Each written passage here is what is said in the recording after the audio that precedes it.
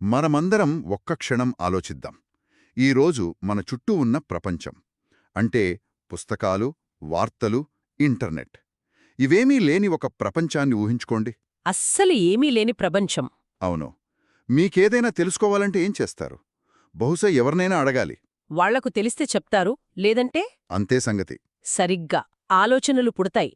కాని అవి బహుశా మీ ఊరి సరిహద్దులు దాటలేవు. ఈరోజు మన చర్చ ఆ ప్రపంచం గురించే. పుస్తకాలు మన జీవితంలోకి రాకముందు జ్ఞానమనేది చాలా నెమ్మదిగా ఒకరి నుండి ఒకరికి ప్రయాణించే ఒక నిశ్శబ్ద ప్రపంచమన్మాట. ఒక కొనసాగుతున్న కథలో మనం ఈరోజు ఇంకో అడుగు ముందుకు వేస్తున్నాం. అవును. Gutenberg and the engine of knowledge అనే మూలం ఆధారంగా మనం ఈ ప్రపంచాన్ని కొంచెం లోతులో చూద్దాం. అయితే ఇక్కడ మన ఉద్దేశం చరిత్ర పాఠం చెప్పడం కాదు. అస్సలు కాదు. గెలిచిన వాళ్ల కథలు అందరికీ తెలుసు. కాని గెలుపు కోసం ఏళ్ల తరబడి విఫలమైన ఒక మనిషి కథ, ఆ పోరాటం వెనుకున్న అసలైన మానవ కథను అర్థం చేసుకోవడమే మన ప్రయత్నం. అన్నీ కావాలి. వాళ్ళు రాసేది కూడా మామూలు కాగితం మీద కాదు కదా. కాదు, జంతు చర్మంతో చేసిన ఖరీదైన పార్చ్మెంట్ మీద. ఒకవేళ ఒక చిన్న తప్పు దొర్లితే, ఉదాహరణకి ఒక పదం తప్పుగా రాస్తే మొత్తం పేజీ వృధా అయినట్టే. అంతే, మళ్లీ మొదటి నుండి మొదలుపెట్టాలి. ఇది ఎంత కష్టమంటే ఒక ఆపరేటింగ్ సిస్టమ్ను ఒకే కాగితంపై చేతితో కోడింగ్ చేయడం లాంటిది.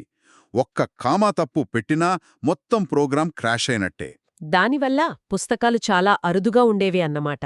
అరుదుగా, ఇంకా చెప్పాలంటే ఒక నిధిలాగా.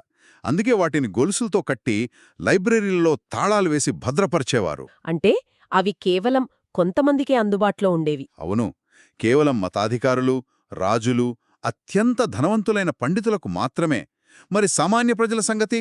వాళ్ల జ్ఞానమంతా మౌఖికమే. తాతలు చెప్పిన కథలు, పక్క ఊడి నుండి వచ్చిన వాళ్లు చెప్పిన మాటలు, అవే వాళ్ల ప్రపంచం. కరెక్ట్. వారి ఆలోచనలకు రెక్కలుండేవి, కాని ఎగరడానికి ఆకాశం ఉండేది కాదు. మీరు చెప్పిన ఈ పాయింట్ చాలా ముఖ్యమైనది. ఎందుకంటే ఇది కేవలం పుస్తకాలు లేకపోవడమనే సమస్య కాదు. మూలంలో ఒక అద్భుతమైన వాక్యముంది: తెలివితేటల కంటే అవకాశాలే జ్ఞానాన్ని ఎక్కువగా తీర్చిదిద్దుతాయి అని. ఒక నిమిషం, ఇది చాలా ఆసక్తికరంగా ఉంది. తెలివితేటల కంటే అవకాశాలా? అవును. మనం తరచుగా గొప్ప ఆవిష్కరణలను, పురోగతిని కేవలం మేధస్సుతో ముడిపెడతాం. కాని ఈ వాక్యం మనల్ని ఆలోచింపజేస్తుంది. అంటే ఆ కాలంలో తెలివైనవాళ్లు లేరని కాదు. బహుశా మనకంటే తెలివైన వాళ్ళు కూడా ఉండి ఉండొచ్చు. ఖచ్చితంగా. కాని వారికి అవకాశం లేదు. నిజమే. ఒక రైతుకు వ్యవసాయంలో ఒక అద్భుతమైన కొత్త ఆలోచన వచ్చి ఉండొచ్చు. కాని ఆ ఆలోచన తన పొలం దాటి కనీసం పక్క గ్రామానికి కూడా చేరేది కాదు. ఒక వైద్యుడికి ఒక కొత్త చికిత్సా విధానం తెలిసి ఉండొచ్చు. కాని దాన్ని 10 మందితో పంచుకునే మార్గం లేక అది అతనితోనే అంతరించిపోయేది. ఎంత మేధస్సు ఉన్నా దాన్ని వ్యాప్తి చేయడానికి అవకాశం లేనప్పుడు అది నిరుపయోగమే కదా. ఖచ్చితంగా. ఇక్కడే మనం సమయంపై దాని ప్రభావాన్ని అర్థం చేసుకోవాలి. ఆలోచనలు స్వేచ్ఛగా ప్రయాణించలేనప్పుడు పురోగతి ఆగిపోతుంది. ప్రతి తరం మళ్లీ మొదటి నుండి మొదలుపెట్టాల్సొస్తుంది. ఒకరు చేసిన తప్పుల నుండి మరొకరు నేర్చుకునే అవకాశం ఉండదు. ఒకరు సాధించిన విజయం మరొకరికి స్ఫూర్తినివ్వదు. మూలంలో దీన్ని చాలా బలంగా చెప్పారు. నిశ్శబ్దం అపారమైన మానవ సామర్థ్యాన్ని దాచగలదు. ఆ నిశ్శబ్దం వెనుక ఎంత మానవ మేధస్సు, ఎన్ని అద్భుతమైన ఆలోచనలు బయటికి రాకుండానే సమాధైపోయాయో ఊహించడం కూడా కష్టం. ఇది కేవలం సమాచార లోపం కాదు. ఒక రకంగా చెప్పాలంటే ఇది మానవజాతి ఎదుగుదలను అణిచివేసిన ఒక పెద్ద అవరోధం. అవును. ఆ నిశ్శబ్ద ప్రపంచంలో, ఆ స్తంభించిపోయిన కాలంలో ఈ పరిస్థితిని మార్చాలని ఒక వ్యక్తి కలలు కంటున్నాడు. అతని పేరు జోహాన్నెస్ గుటెన్బర్గ్. మనందరికీ తెలిసిన పేరే. ప్రింటింగ్ ప్రెస్ కనిపెట్టిన వ్యక్తిగా, ఒక విజేతగా. కానీ ఈరోజు మనం అతన్ని ఆ కోణంలో చూడొద్దు. మూలంలో చెప్పినట్లుగా అతన్ని ప్రపంచాన్ని మార్చేసిన వ్యక్తిగా కాకుండా, ప్రపంచాన్నే దాదాపు మార్చేసిన వ్యక్తిగా చూద్దాం. దాదాపు మార్చేసిన వ్యక్తి. ఆ దాదాపు అనే పదంలోనే అసలు కథ ఉంది కదా. అవును. ఎందుకంటే చరిత్ర ఎప్పుడో చివరి పేజీని మాత్రమే చదువుతుంది, గెలుపును మాత్రమే చూపిస్తుంది. కాని గుటెన్బర్గ్ కథలో గెలుపు కంటే ముందున్న దశాబ్దాల వైఫల్యాలు చాలా ముఖ్యమైనవి. అతనిదొక యురేకా లాంటి క్షణం కాదు. అది ఒక అలుపెరుగని పోరాటం. అంటే సరైన లోహం కోసం ప్రయోగాలు చేయడం, ఆ అక్షరాలకంటుకునే సరైన సిరాను తయారు చేయడం, కాగితం చినిగిపోకుండా సరైన ఒత్తిడిని ప్రయోగించే యంత్రాన్ని నిర్మించడం, ఇవన్నీ చిన్న విషయాలు కావు. ప్రతి దశలోనూ వైఫల్యం ఎదురయ్యే ఉంటుంది. డబ్బులైపోయి ఉంటాయి, భాగస్వాములు వదిలేసి వెళ్ళిపోయి ఉంటారు. జనం అతని చూసి నవ్వి ఉంటారు కూడా. ఇది ఇప్పటి స్టార్టప్ కల్చర్ని గుర్తు చేస్తుంది గదా. మనం ఒక విజయవంతమైన కంపెనీని చూస్తాం, కాని దాని వెనుక వ్యవస్థాపకుడు 10 ఏళ్లపాటు పడిన కష్టాన్ని, తీసుకున్న అప్పులను మనం చూడలేం. గుటెన్బర్గ్ కథ కూడా అలాంటిదే. అతను కేవలం ఒక యంత్రాన్ని నిర్మించడం లేదు, అతనొక అసాధ్యమైన కలను సాకారం చేయడానికి ప్రయత్నిస్తున్నాడు. అందుకే ఆ దాదాపు అనే పదం అతన్నొక చారిత్రక బొమ్మలా కాకుండా మనలాంటి ఒక మనిషిగా చూపిస్తుంది. ఆశ, నిరాశ, పట్టుదల ఉన్న ఒక సాధారణ మనిషిగా. ఈ పోరాటాన్ని మనమింకొంచెం లోతుగా చూస్తే మూలలోని మరొక ఆసక్తికరమైన ఆలోచన బయటపడుతుంది. అదే పురోగతి అసమానతతో మొదలవుతుంది. ఒక్క నిమిషం, ఇది వినడానికి కొంచెం విచిత్రంగా ఉంది. పురోగతి అసమానతతో మొదలవడం అంటే ఏంటి? పురోగతి అందరికీ సమాన అవకాశాలివ్వాలి కదా. ఇవ్వాలి. కాని మొదట్లో అలా జరగదు.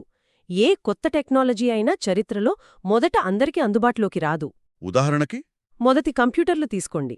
అవి కొన్ని ప్రభుత్వ ఏజెన్సీలకు, పెద్ద యూనివర్సిటీలకు మాత్రమే పరిమితం. మొదటి మొబైల్ ఫోన్లు అవును, కేవలం ధనవంతులు మాత్రమే కొనగలిగేవారు. అవి చాలా ఖరీదైనవి. సరిగ్గా గుటెన్బర్గ్ టెక్నాలజీ కూడా అంటే. అతను ప్రింట్ చేసే మొదటి పుస్తకాలు కూడా చేతితో రాసిన పుస్తకాలంత కాకపోయినా చాలా ఖరీదైనవి. వాటిని కూడా మొదట కొనగలిగేది చర్చ్ లేదా ధనవంతులైన వ్యాపారులే. అంటే జ్ఞానాన్ని అందరికీ అందుబాటులోకి తీసుకురావాలనే లక్ష్యంతో మొదలైన ఒక ఆవిష్కరణ మొదట్లో ఉన్నవారికి, లేనివారికి మధ్య అంతరాన్ని ఇంకాస్త పెంచుతుందన్నమాట. ఒక రకంగా చెప్పాలంటే అవును, అదే పురోగతి స్వభావం. అది మొదట ఒక ప్రత్యేక హక్కుగా మొదలవుతుంది. ఆ తర్వాత కాలక్రమేణా ఆ టెక్నాలజీ మెరుగుపడి, ఉత్పాదన పెరిగి, ధర తగ్గి, అప్పుడు మాత్రమే అది సామాన్యులకు చేరుతుంది. అప్పుడే అది నిజమైన విప్లవంగా మారుతుంది. ఎలాగైతే చేతిరాత పుస్తకాలు కొందరికే పరిమితమయ్యాయో, ఈ నిశ్శబ్దాన్ని ఛేదించే కొత్త సాధనం కూడా మొదట్లో కొందరికే ప్రయోజనం చేకూరుస్తుంది. అవును, సమానత్వాన్ని తీసుకురావాలనే ప్రయత్నం కూడా అసమానత్వంతోనే మొదలవడమనేది చరిత్ర మనకు నేర్పే ఒక ముఖ్యమైన పాఠం. సరే, ఇప్పటివరకు మనం చూసిందాన్ని ఒక్కచోటికి చేర్చి చూద్దాం. పరిస్థితి ఇది. ఒకవైపు ఆలోచనలతో, జ్ఞానం కోసం ఆరాటంతో నిండిన ప్రపంచం ఉంది. కాని అది చేతివ్రాత వేగానికి బందీగా ఉంది. మరోవైపు ఈ పరిస్థితిని సమూలంగా మార్చగల ఒక సాహసోపేతమైన ఆలోచనతో ఏళ్ల తరబడి కష్టపడుతున్న గుటెన్బర్గ్ ఉన్నాడు. ఇది కేవలం ఒక యంత్రాన్ని కనిపెట్టడం కాదు. ఇది శతాబ్దాలుగా నెమ్మదిగా ప్రవహిస్తున్న సమాచార నదికి ఆనకట్టను బద్దలు కొట్టే ప్రయత్నం.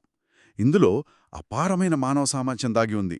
అదే సమయంలో ఊహించలేనంత కష్టం, సవాళ్లు కూడా ఉన్నాయి. ఇది మనల్ని ఒక కీలకమైన ప్రశ్నకు తీసుకువస్తోంది. ప్రపంచాన్ని మార్చే ఒక గొప్ప ఆలోచన, దాన్ని నిజం చేయడానికి పట్టుదల, ఇవి ఉంటే సరిపోతుందా? సాంకేతిక సవాల్ను అధిగమిస్తే చాలంటారా? ఇక్కడే కథ ఒక ఊహించని మలుపు తీసుకుంటుంది. మూలంలోని చివరి వాక్యం మనల్ని ఒక్కసారిగా ఆపి ఆలోచింపజేస్తుంది. ఆ వాక్యమేమిటంటే, కాని అతను విజయం సాధించాలని అందరూ కోరుకోలేదు. ఒక్క నిమిషం, ఏంటి? అతను విజయం సాధించాలని అందరూ కోరుకోలేదా? ఎందుకు? అదే ఆశ్చర్యం. అదే జ్ఞానాన్ని వేగంగా వ్యాప్తి చేసే ఒక సాధనాన్నే ఎవరు వ్యతిరేకిస్తారు? ఇది అందరికీ మంచి చేసే విషయమే కదా. నాకు ఇది అర్థం కావడం లేదు. అక్కడే అసలు విషయముంది. గుటెన్బర్గ్ ఎదుర్కొన్నది కేవలం సాంకేతిక సవాళ్లు, ఆర్థిక ఇబ్బందులు మాత్రమే కాదు, అతను మానవ వ్యతిరేకతను కూడా ఎదుర్కోవలసి వచ్చింది.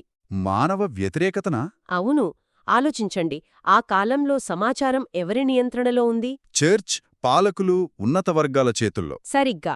ఏది రాయాలి, ఏది రాయకూడదు, ఏది ప్రజలకు తెలియాలి, ఏది తెలియకూడదు అని నిర్ణయించేది వాళ్లే. పుస్తకాలు అరుదుగా, ఖరీదైనవిగా ఉండటం వాళ్లకొక వరం.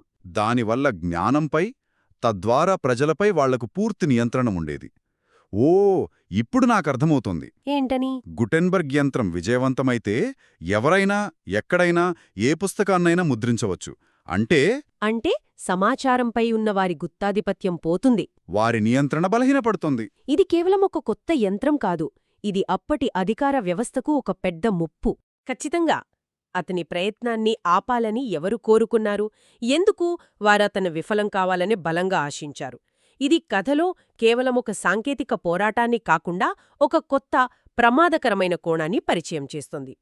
ఒక అధికార సంఘర్షణను. అవును, గుటెన్బర్గ్ కేవలం లోహాలతో సిరాతో మాత్రమే కాదు, శక్తివంతమైన మనుషులతో కూడా పోరాడాల్సొచ్చింది. ఇది అతని ప్రయాణాన్ని మరింత క్లిష్టంగా, మరింత ప్రమాదకరంగా మారుస్తోంది. మనం సాధారణంగా ఆవిష్కరణ అనేది అందరూ స్వాగతించే ఒక మంచి విషయంగా భావిస్తాం. పురోగతిని ఎవరు అడ్డుకుంటారు అని అనుకుంటాం. కానీ ఒక ఆలోచన, శతాబ్దాలుగా సమాచారంపై అధికారాన్ని, నియంత్రణను కలిగి ఉన్న ఒక వ్యవస్థ పునాదులనే కదిలించినప్పుడు ఏమి జరుగుతుంది? జ్ఞానానికి స్వేచ్ఛ లభించి అది అందరికీ అందుబాటులోకి వస్తే నష్టపోయేదెవరు? ఇదే అసలైన ప్రశ్న. ఈ ప్రశ్నతోనే మనం ఈరోజు చర్చను ముగిద్దాం.